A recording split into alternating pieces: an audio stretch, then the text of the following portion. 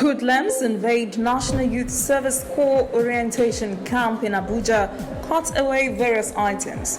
Lagos State Governor expands scope of the panel of inquiry and restitution for victims of SARS. In international news, COVID-19 cases in France top 1 million. Daily caseload hits new high. And in sport, League Management Company LMC approves 5 substitutions for 2020-2021 season.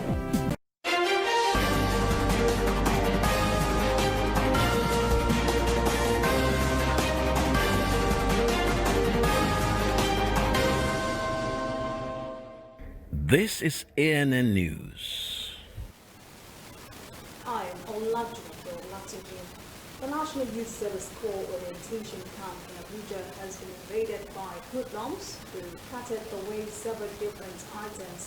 The armed mob reportedly showed up with knives and other sharp objects and blocked the road. They later emerged from the camp with mattresses, plastic chairs, and other items. Neighborhood residents were also reported to have capitalized on the move to join in the looting. Gunshots were said to have rented the air at the camp by looters as soldiers attempted to scare them away. This marks the third day miscreants have been looting warehouses believed to hold COVID-19. Apart from the NYSC camp invasion in Kubwa, they have reportedly also attacked the Idu Industrial Estate in Jabi on Sunday and Monday. They also ransacked an FCT administration warehouse in Gwagwalada.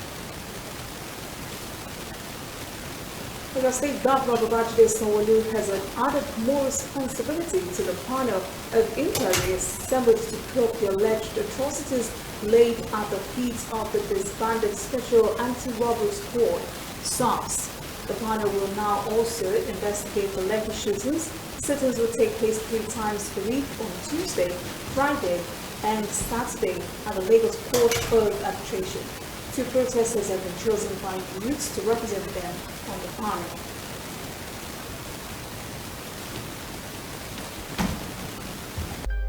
Somewhere in the world, every second of the day, news is happening.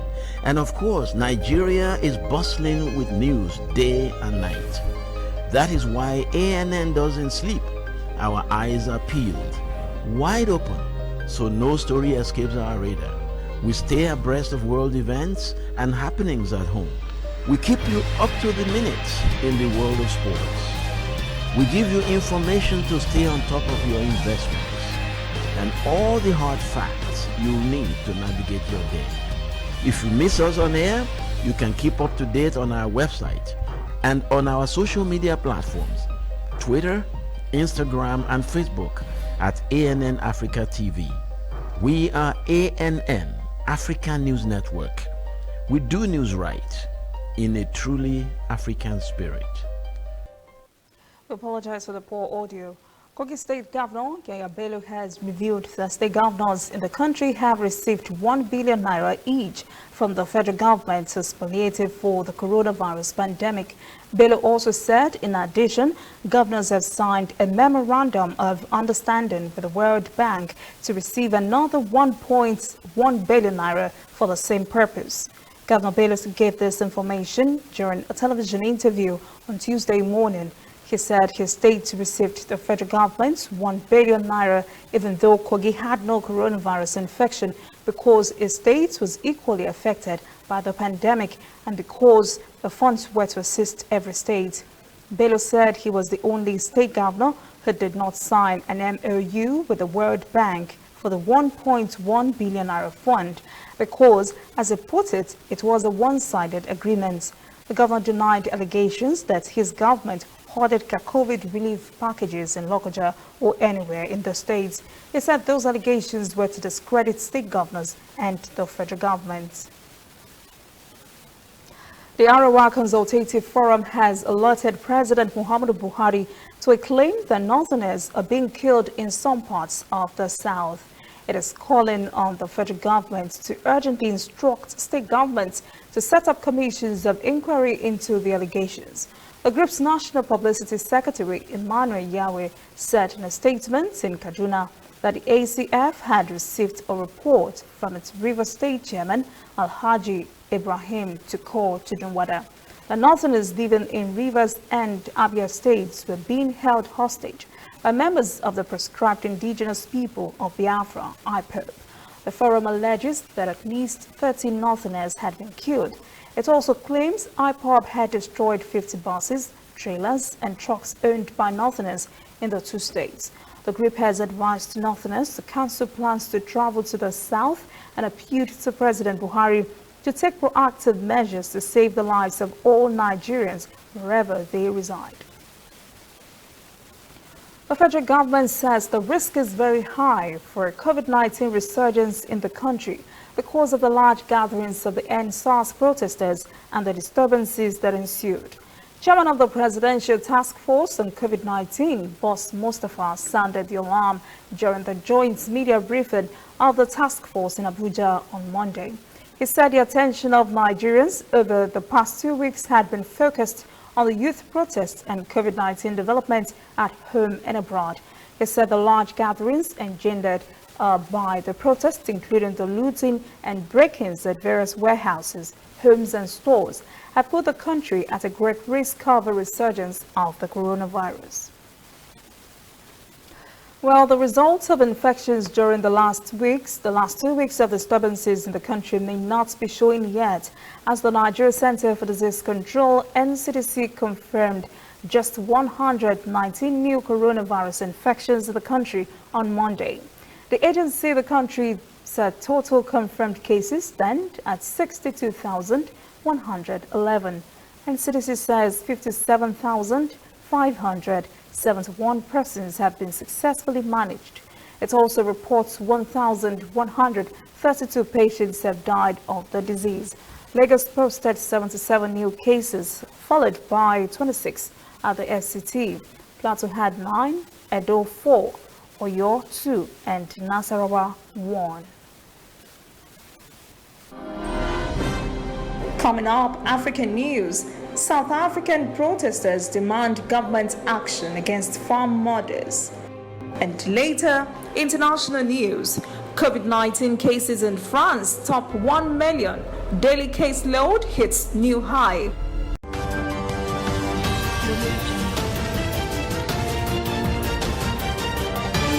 You are watching ANN. Somewhere in the world, every second of the day, news is happening. And of course, Nigeria is bustling with news day and night. That is why ANN doesn't sleep. Our eyes are peeled, wide open, so no story escapes our radar. We stay abreast of world events and happenings at home. We keep you up to the minute in the world of sports. We give you information to stay on top of your investments and all the hard facts you'll need to navigate your day. If you miss us on air, you can keep up to date on our website and on our social media platforms, Twitter, Instagram, and Facebook at ANN Africa TV. We are ANN, African News Network. We do news right in a truly African spirit. Welcome back. This is ANN News. At least 300 farmers and supporters have protested outside South Africa's parliament in Cape Town against farm murders and farm fires. Many held white crosses while others arrived in motorcycles and their vehicles. Some were also chanting, "The farmers are coming." Correspondent Rene Dekame has the story. Farmers and supporters marched through the streets of Cape Town chanting, "The farmers are coming." They say they've had enough of farmers and farm workers being attacked and murdered on farms across South Africa. People have been brutally murdered, and some instances where not a single thing has been taken from the houses and just been beaten to a pulp and left there for dead. And some of them being kids, being boiling water being poured over them for some reason. That must be some hate that wants to be shown towards a different race. Our farmers are alone on the farms and they're being killed. At least every third day a person dies. And there's only about 11,000 commercial farmers. I don't know how many is left of them. Protesters prayed and paid their respects to the victims of farm murders. And many in the crowd are farm attack survivors. Greta Peak was 6 years old when she and her young sisters witnessed their father being murdered on their farm. My dad said he loves us and he took his last breath. We were immediately taken away from the farm. The hurt, I don't think that people understand when murdering someone. I mean, we grew up without a father. Our lives would have been so much different. The hurt doesn't go away. So we have to stand together against farm murders. We must stand together to stop farm murders.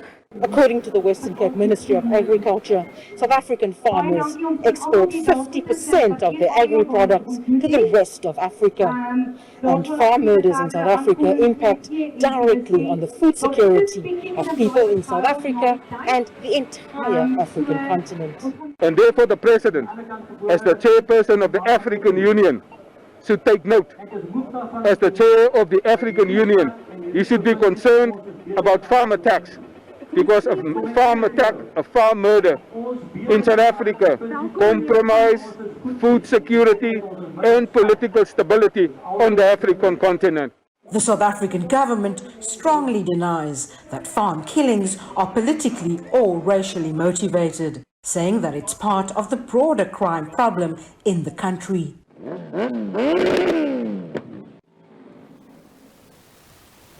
Egypt's national carrier, Egypt Air, has signed a memorandum of understanding with Ghana to establish a new national airline. The Egyptian government says the MOU would make Ghana and Egypt's strategic partners in establishing the new airline. Correspondent Uzair Hakim reports. It's the first deal of its kind for Egypt Air in West Africa, providing its wealth of experience to another country on the continent. The African Airways, International Airways, were out of business since 2010, and with the credibility of Egypt Air, the staff, the crew, the ground handling, and many benefits, Egypt Air by far was the best partner for this MOU. And I guess there will be around 14 different flies from Accra to domestically within the continent, and for sure it will expand outside the continent. The Egyptian carrier has posted losses of about $50 million a month since the outbreak of the coronavirus in Egypt last March, and the partnership with Ghana could open up new revenue streams for the stricken airlines. West Africa was always an attractive point for many airlines to travel to Latin America and North America. You can fly only for 6 hours to Brazil, and there is lots of frequency of flights from Chicago as well. So we're depending on increasing the frequency of direct flights from Ghana and Accra to Cairo, and this will attract foreign expats to consider their holiday and business travel to Cairo instead of flying to another North African capitals and to Europe and then back to Cairo. Besides passenger flights, establishing a viable air cargo business is a main item on the MOU.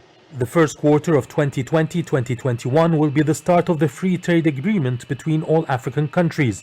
This will help increase the cargo air business for both Egypt and Ghana. Since the outbreak of the coronavirus pandemic, China has sent tons of shipments of medical supplies to African countries. Several medical teams have also been dispatched to help Africa cope with the virus. Now, the African Union has just received a new shipment of medical supplies donated by China to further help Africa in the fight against the deadly coronavirus disease. Once again, China has donated medical supplies to African nations as they battle a resurgent coronavirus. It is a path that China has chosen to walk with Africa in these troubled times. I'd like to thank the government of China for this continued show of solidarity. China has always stood by Africa in thick and thin, and we have learned from China in many ways.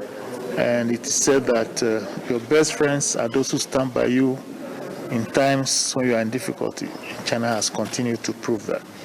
So on behalf of His Excellency the Chairperson, I'd like once again to thank the government and people of China. These medical supplies, which consist of medical equipment and also consumables, they are very helpful, especially during this our pandemic of COVID-19. Once again, China is committing to stand with Africa as the social and economic bonds grow stronger. China and Africa have stood together since the pandemic outbreak. We are pleased to see that under the leadership of the African Union and governments, African countries have got a good achievement more than expected. This is due to the efforts of the people of Africa and also due to international solidarity and cooperation. China has so far donated more than 400 tons of medical supplies to African countries. This is in addition to deploying medical experts to various African nations. Up to now, 46 hospitals in 42 countries have benefited from this cooperation with China.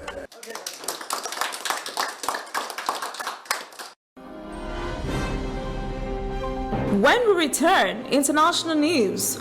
COVID-19 cases in France top 1 million. Daily caseload hits new high. And later, sport. League management company LMC approves 5 substitutions for 2020-2021 season.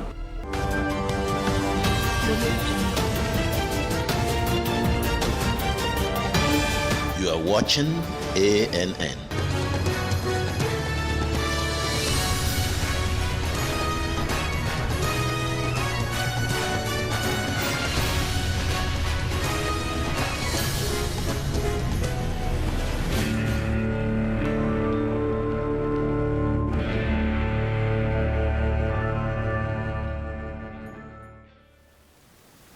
Welcome back. This is ANN News. After Spain, France has become the second country in Europe to hit 1 million coronavirus cases after 40,000 new infections were recorded for the second day in a row. More than 34,000 persons have also died from the virus, and the number of hospitalized COVID-19 patients had reached 15,000. Correspondent Ross Cullen has the details. France, January 2020. People shopping or heading to work, packed restaurants, bars and theatres. But that month, France also became the first European country to have a confirmed case of the coronavirus. 10 months on, 1 million infections, and Parisians seem resigned to the situation. We will survive. That is not a problem. Why do you want to be afraid? You just have to respect the rules, have a normal life. So work as best as possible, and that's all. I think the government's doing the best they can. When you look at what's happening in other countries, I don't think anyone was prepared for something like this, and everyone's doing their best. Personne fait comme on peut, à mon avis. Non, moi je vois pas le bout. I can't see the end. During the summer, we were made to believe things were getting better, even though we knew the virus was still there and that we had to get the economy going again. But with the curfew, I don't see the end, and I think we'll have to learn to live with it. Moi, honnêtement, je vois pas le bout et je pense qu'on va plus devoir apprendre à vivre avec. In March, the president was forced into unprecedented measures, putting the country under full lockdown for 2 months. Since then, the government has been trying to control the spread of COVID-19 with increased testing, but some epidemiologists say the policy has been ineffective. We have wasted a lot of money on useless tests, which results have arrived too late. Finding the contacts of the few cases that we identify and ignoring all the other circulation of the virus. I mean, it's a failure. Looking back now, as France has more than 1 million infections, it's hard to believe that in January there was just 1 person in the country confirmed to be suffering from the coronavirus. Now infections are rising rapidly again, as are the number of COVID-19 patients in intensive care units in hospitals. The medical system came under severe pressure in the spring, and health authorities are worried about the same happening this winter. Unfortunately, the number of COVID-19 patients is increasing, and it is expected that probably in mid-November we'll have 100% of all our beds saturated by COVID-19. So that will mandate us to open new beds outside the ICU and probably to delay some operations. After the spring lockdown, France tried to open back up for the summer, and now an autumn curfew is affecting 20 million citizens. People in France are approaching winter with caution, aware that the virus is not going away anytime soon. As Spain hits the 1 million COVID-19 mark, Prime Minister Pedro Sanchez has declared a national state of emergency and imposed a nighttime curfew in an effort to control a new spike in coronavirus infections. Sanchez says he would ask Parliament to extend the new rules to 6 months. It was initially in force for 15 days, and Spain was hit hard during the first wave of the pandemic earlier this year, and at the time imposed a much more restrictive lockdown. Sanchez further says different regions would have up to an hour of flexibility if they wanted to modify the duration of the overnight curfew. Restrictions on movements between districts would be determined by regional leaders and was likely to be dependent on work and medical needs. The new measures announced include a 6-person limit on public and private gatherings. Spain has passed the 1 million mark in cases since it began, and nearly 35,000 persons have died. 48-year-old American judge Amy Coney Barrett has been sworn in on Monday night as the United States 115th Justice of the Supreme Court. Associate Justice Clarence Thomas, the longest-serving member of the current Supreme Court, delivered the constitutional oath of office while most of the assembled guests wore masks. On Tuesday, Chief Justice John Roberts will complete the process by delivering the judicial oath to the court's newest member. After the judicial oath on Tuesday, Barrett will officially become the 5th woman ever to serve on the nation's highest court, succeeding the late Liberal Associate Justice Ruth Bader Ginsburg. She will participate in her first conference with the other justices on Friday and take her place on the bench for oral argument on Monday. With just 7 days until Election Day, nearly 65 million Americans have reportedly cast their ballots in early voting across the country. Democrats have been dominating early voting, but Republicans are slowly narrowing the gap. That's because in-person early voting has kicked off in several states. Correspondent Eddie Stevenson has the story. In-person voting is underway across Los Angeles. 118 voting stations have opened across the nation's largest county with more than 10 million people. And the Staples Center behind me is among the iconic venues in the city that will receive thousands of voters from now until the end of Election Day. And as you can see, these barriers have been put up in anticipation of long lines. This is actually our first time voting early. We actually always go the day of the elections, but when we found out, we said this morning we're going to head on over there, and there's not so much of a big crowd. We're going to take advantage of it. Because of the reason what's going on with the mail, post office, they're saying the delays, and then some of the mailboxes that were being removed. So that's the reason I still not trust doing by mail. So I always done it physically. And this is, the best way for me, I think. Personally, I think this is the best way. A number of COVID-19 safety measures are in place in order to prevent the spread of the coronavirus during the voting process. Voting booths are at least 6 feet apart, and workers are using disinfectants after each time they're used. Masks, gloves, and sanitizers are also available for those who need them. I am concerned. I'm a physician myself, so that's why I'm a little bit anxious about it too. So I want to see first how it is before I enter and drop my ballot. But that's why I got my N95 mask as well, to make sure that it's safe. For California voters, voting by mail has been underway for several weeks now, and while thousands of people have already mailed in their ballots, others now have the option to cast those votes in one of these drop-off locations instead of mailing them if they choose to do so.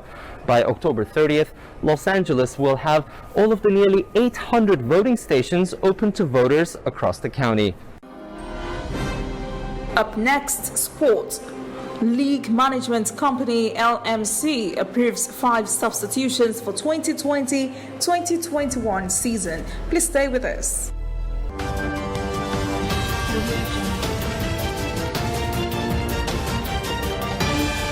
are watching ANN. Whether in your house, at your office, on your phone or online, we are there. We have the facts behind the headlines. We cut to the chase with the news you really need. We cover every angle. We are the bigger, better news network. We are African News Network. ANN. Watch ANN News on MITV from a truly African spirit. Welcome back. This is ANN News. In sport, League Management Company has confirmed that 5 substitutions will be allowed in the 2020-2021 Nigeria Professional Football League season. Nigeria Football Federation had earlier given a go-ahead for the resumption of the country's elite men's football league from May to November. Confederation of African Football (CAF) has appointed Kenyan Peter Kamaku as the center referee for next month's 2021 Africa Cup of Nations qualifying match between Nigeria and Sierra Leone to be played in Edo State, Benin City, Edo State capital.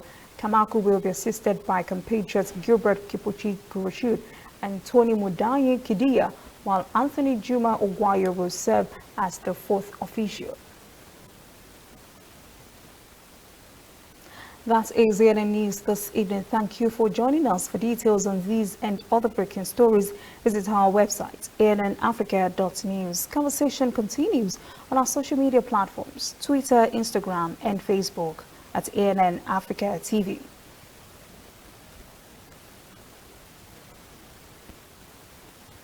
I am Olajumoke Olatunji. Have a pleasant evening.